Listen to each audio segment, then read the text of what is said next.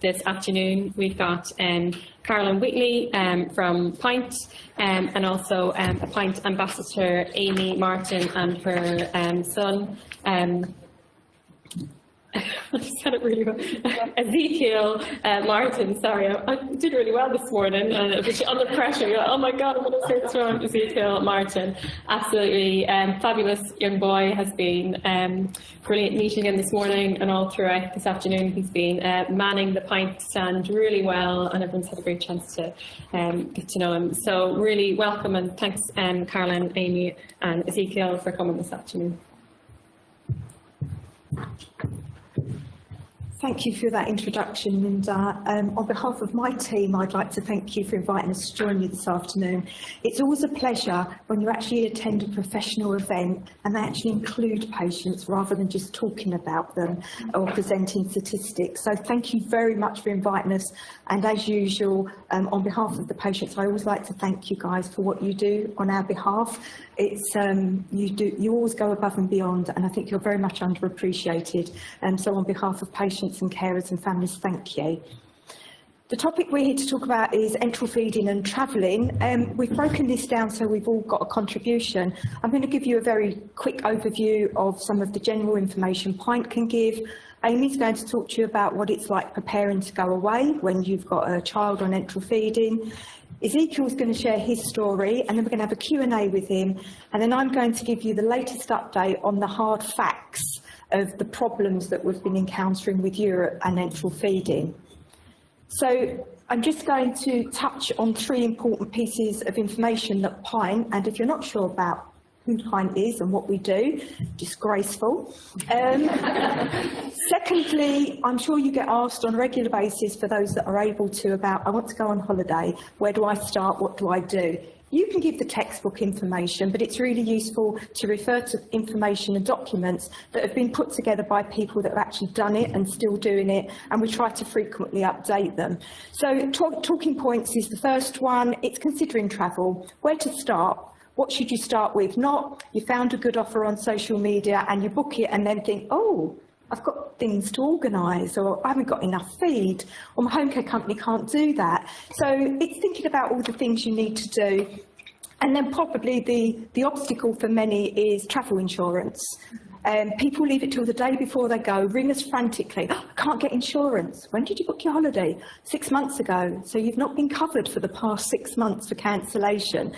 So it's understanding the logistics. And then we've got 2.2, which is a list of companies that some of our members have used, and they're tried and tested, so people can start with them if they don't know where to go.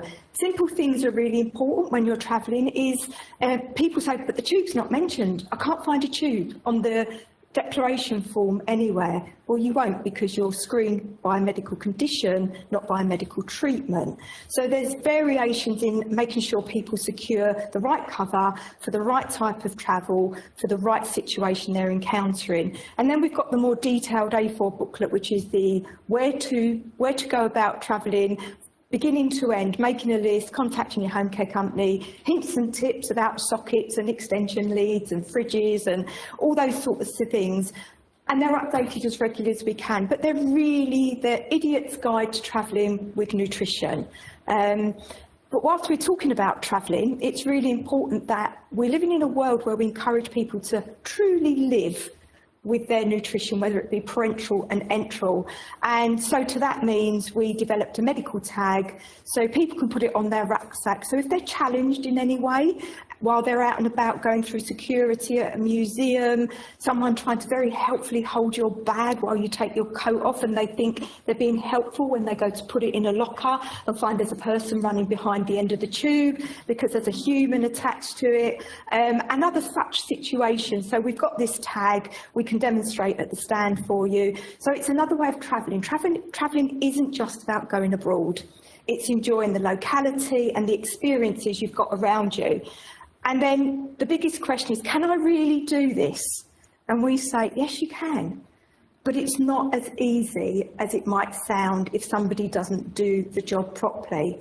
So at this point, I'm going to hand you over to Amy, who's going to talk about how she gets started and plans when travelling with Ezekiel and the family.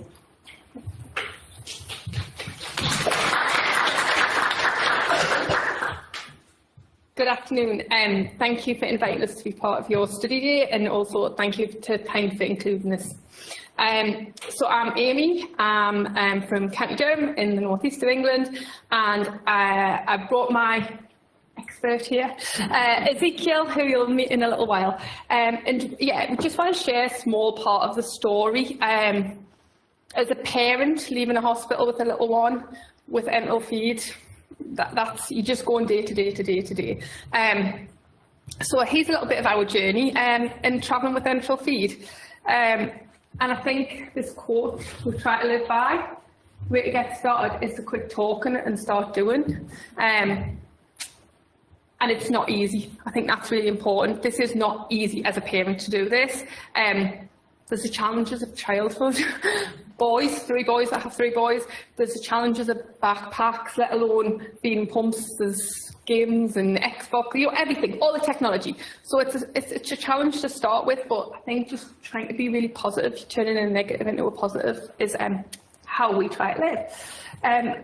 So like planning any holiday, who's going to go? Where are you going to go? When are you going to go? How are you going to go? And why are you going to go? Because actually, just because one child is fed to a different means to perhaps another child doesn't mean we should just say we can't do it. So yes, here's a little bit of our journey. Oops, let's go back. So this is our family makeup. I'm Amy, used to be a primary school teacher. I currently have 3 boys. These pictures quite show the personalities off really well. I should be a bit more frazzled on the picture. So the oldest boy, Malachi, 13 years old, ADHD, autism, and this is a typical picture. This is everybody else went, and I went, wow, let's take a picture of it. So he is on the go, he is busy, does have severe anxiety as well, sleep disturbances, so this is child number 1. A diagnosis of FPIES, so delayed food allergy as well. I didn't go back to teaching after I had Malachi. 3 years later, along comes Ezekiel. And what a delight he is, and also a challenge medically. Ezekiel is GEG fed. He's had 26 operations, 27th will be in December. Feeding has not been easy. He's allergic to buttons, he's allergic to different setups. I know the Great North Children's Hospital use them often in examples. You may have heard him. Well, this is the child and this is the name. Currently has a fracture in place and a surgical gastrostomy. That is the best makeup for Ezekiel, and that took a lot of operations and a lot of people to get there. He is not in the pathway, he does have multiple food allergies, but he's medically complex, but a very easy, as you can tell, patient child. And then there's a little one, and this was a school fancy dress day, and this pretty much summarises him as well. He's a tiger. Likes to be busy. Still a tot, just this photograph was taken in reception, on the go. He's an on-the-go child. So it's 1 mum versus 3 boys. So that's the makeup of the holiday first. So where do you want to go? Realistically, where can we go that is going to be first safe? 2, I can get everybody there. 3, we'll have a good time. So just really where do you want to go? Are we going to Keswick in the Lake District for the day in a car, which can take everything? Plus can take spare changes of clothes, feed, can take a football, can take everything. So are we going to Zante in Greece? Where are we going to go? And it's actually easier to say no to this because it's easier not to plan, and it's easier not to give the kids experiences. But actually, you know, where do we want to go? Where do we want to go as a family, and when do we want to go? Because if you go on the 6 weeks holidays, it is harder, believe it or not, and it is hotter carrying feeding tubes and pumps. You need a pushchair for a child who's a runner, also on the pathway, a little one. And you need to think about your 13-year-old who wants to play football 24/7, or the 5-year-old who wants to be in the pool 24/7. And actually, if you attach to medical equipment, we are a family unit, so we are going to decide when and where really carefully. Temperatures, hot, cold, you've got to think about it. So we're going to use one of our experiences in the summer. I decided we'd go on holiday. The first time as a single parent in 2 years, hadn't been before COVID, and I was like, yeah, we can do this, and if we don't do it this year, I'm not going to do it And that is exactly how I felt, because I thought I had to really empower the decision and go for it. So started off by reading pint information, so you all need to go to the stand. Read that information. That is the absolute key. If somebody had said to me, read, when I'd been in the hospital, it would have felt so much easier even now. So all that information is there, and actually it's easy to read. So I do it all the time. I look at it all the time.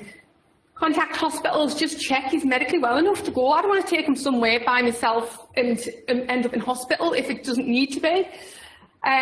So we're cross-county, Newcastle and Durham, so there's a lot of liaison goes there. And actually getting those letters as well. Who are you going to get them from? Are you going to get them from consultants, your surgeon, your gastric, your dietitians, everything together?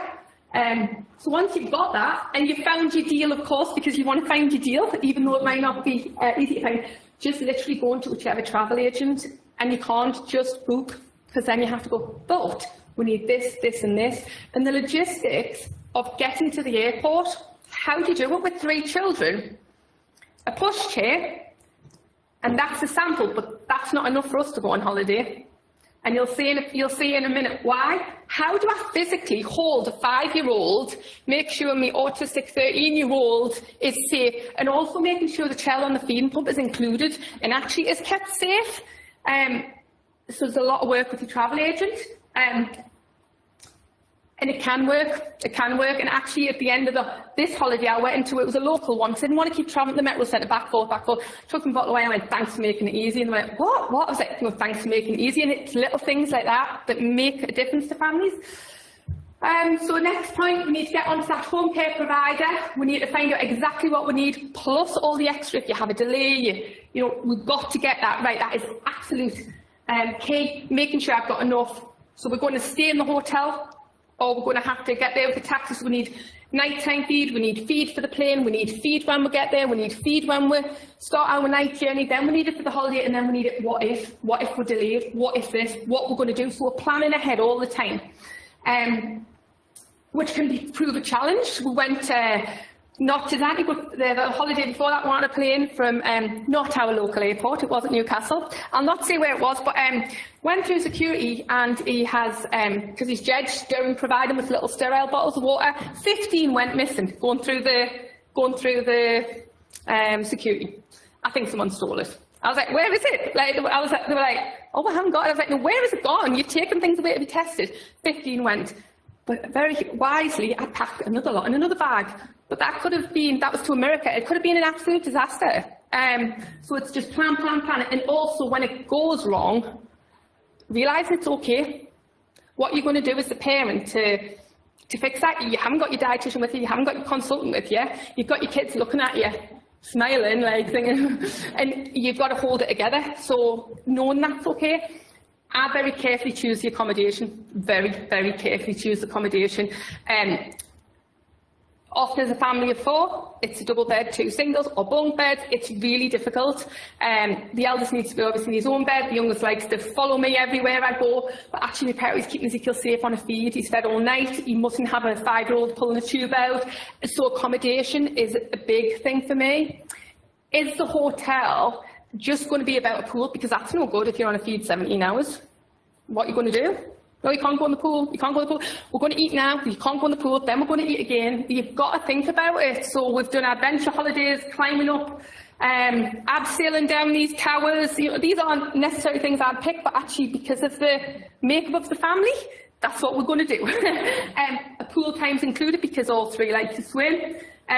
But it's not the be-all and end-all of the holiday. There's got to be other opportunities, and as well as that, there's got to be opportunities to sit and play on an iPad. And that might sound absolutely crazy, but for my sanity, there has to be opportunities of rest for Ezekiel, for me, for the other boys.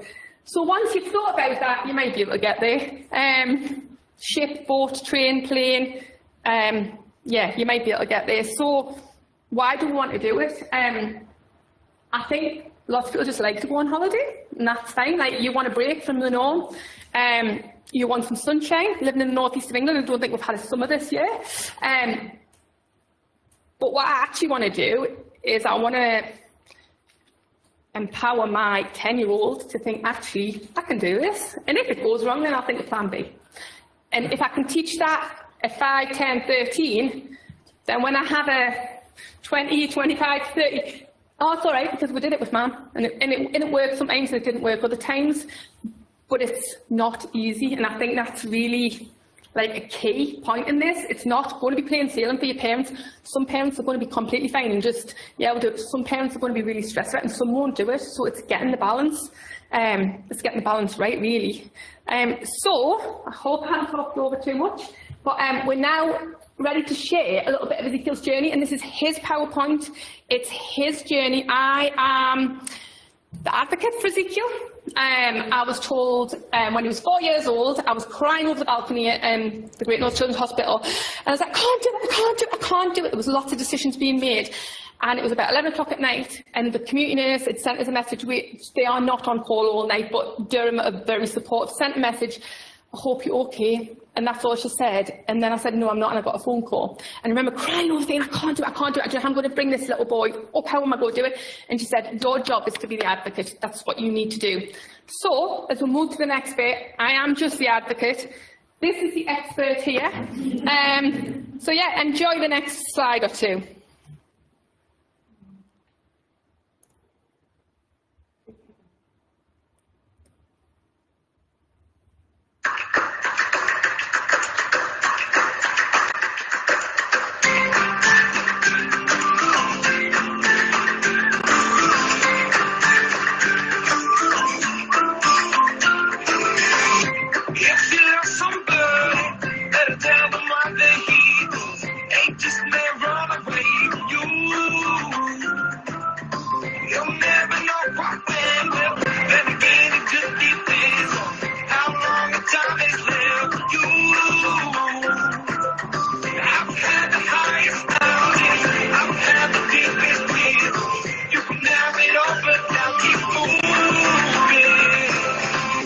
Take it in, but don't look down. I'm on top of the world.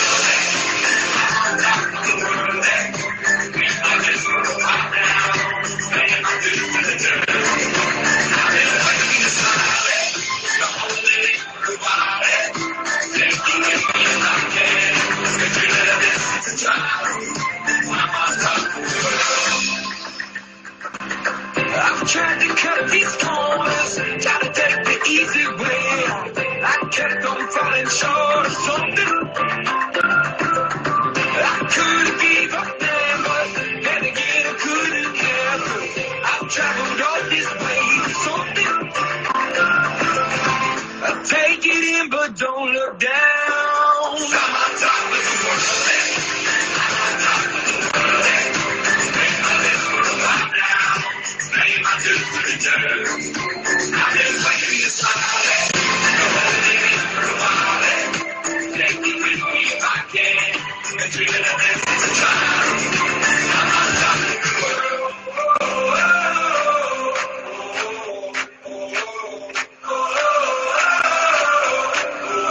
I'm on top of the world. I'm on top of the world. With my legs for a spot down. Taking my dude to the dirt. I've been waiting to smile. The whole day for a while. Take me with me if I can. And treat it as if it's a trial.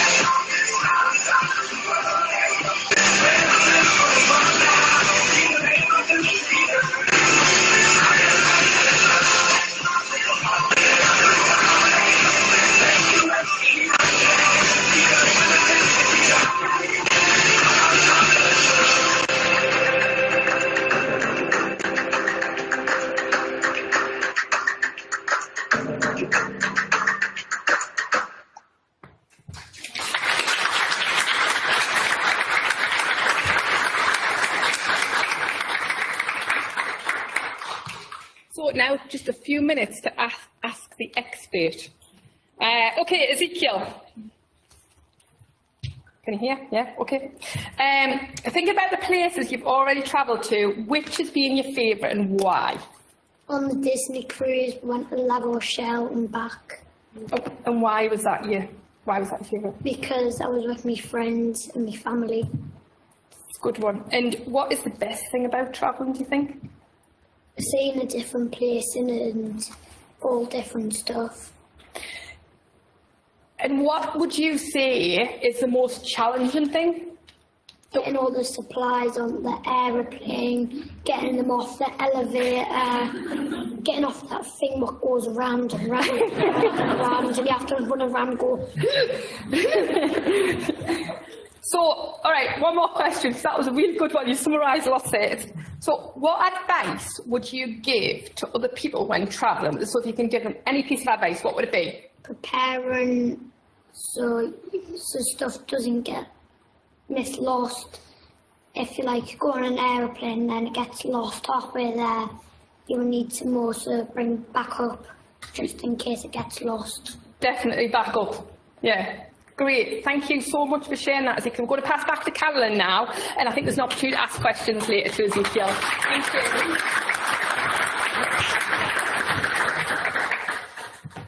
Follow that.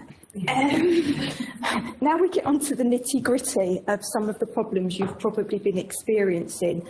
As we all know, there's been some recent changes to travelling with enteral nutrition, and that's following the UK's exit from the European Union. We're now classed as a third country, and new regulations apply. And what do those new regulations actually mean? Well, in essence, this is a cut and paste from the regulations. No more than 2 kilos is the permitted weight of taking medical nutrition. There's 3 stipulations there. It doesn't require refrigeration before opening. They are packaged and branded and not for resale, and the packaging is unbroken and is in current use. So think of the impact from what we've just seen from Ezekiel's slides and a small sample there, and all the planning that Amy's put into going away. How does she hide the other 52 kilos of baggage when she gets to check-in?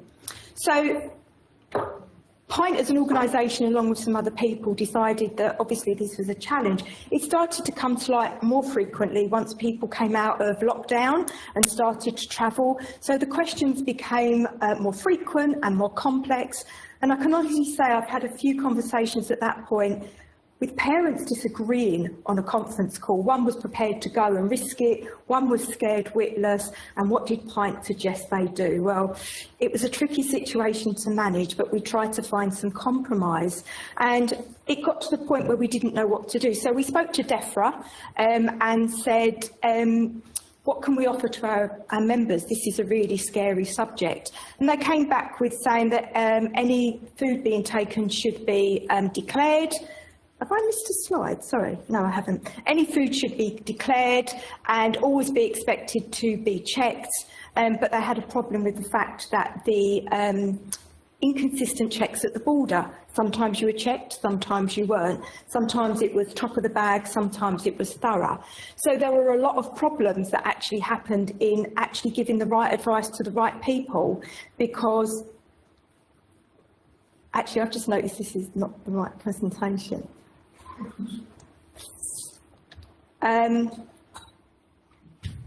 Sorry, can I just, no, I've got half my slides missing. So what I'm going to do is just quickly grab my papers. Sorry, everyone.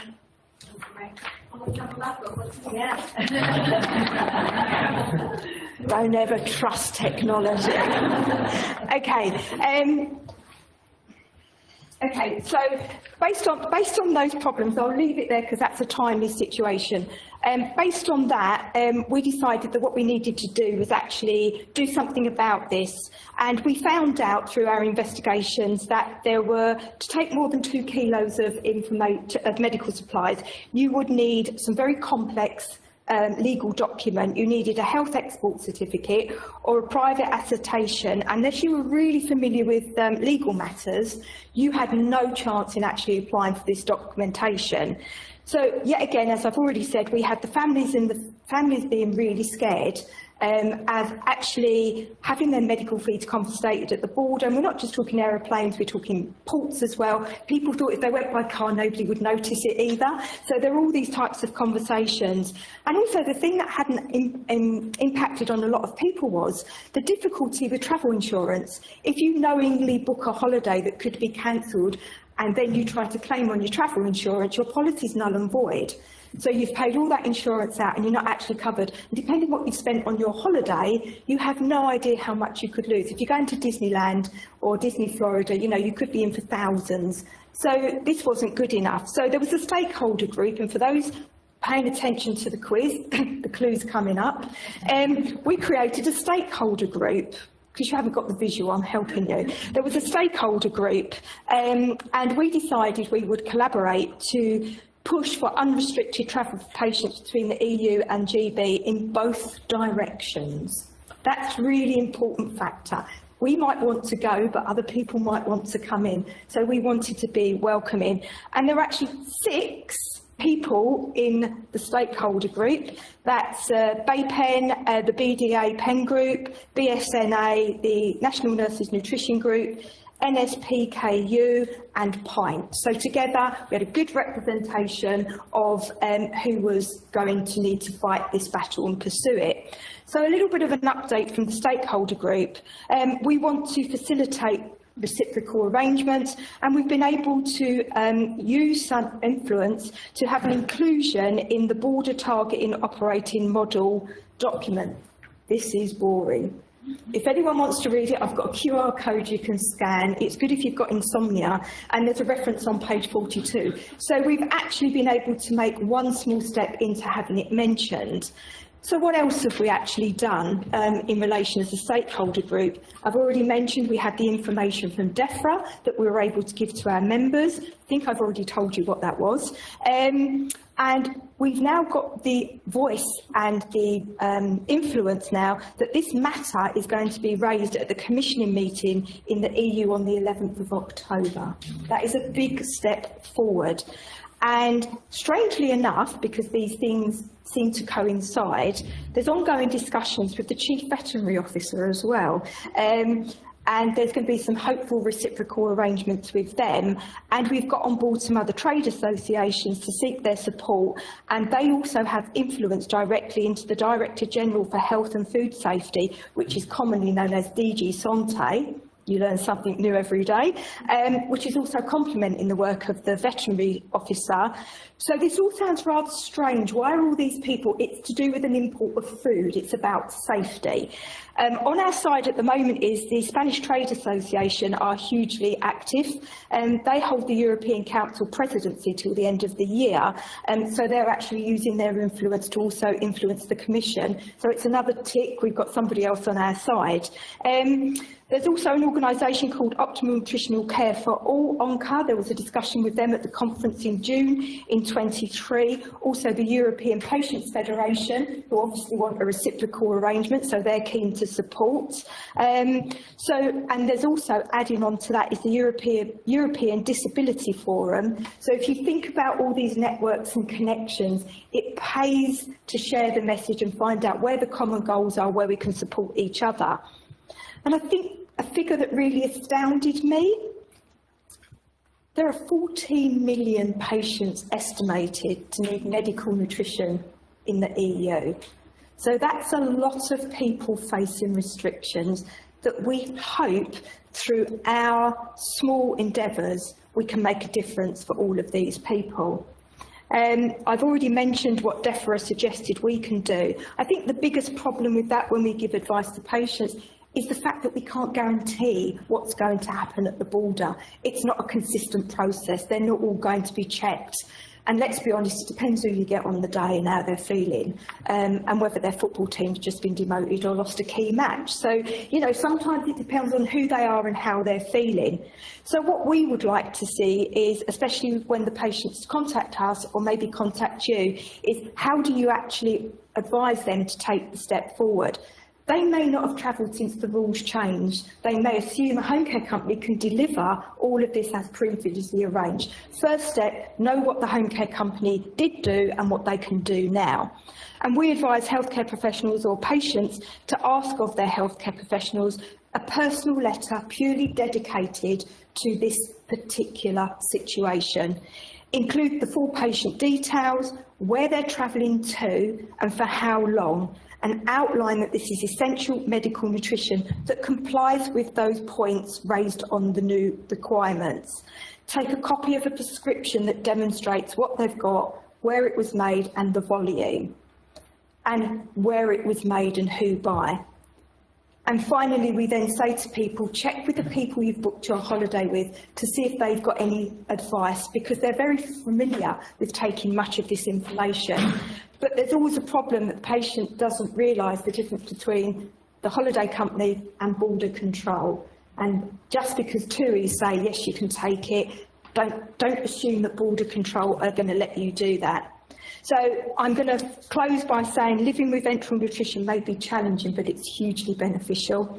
Travelling with enteral nutrition takes a lot of tasks, but boy, do people reap the benefits when they do it.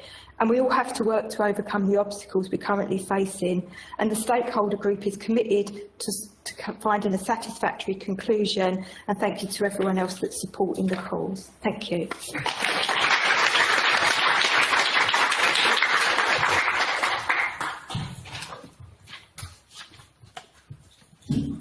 Thank you so much. Thank you so much, Ezekiel, Amy and Carolyn.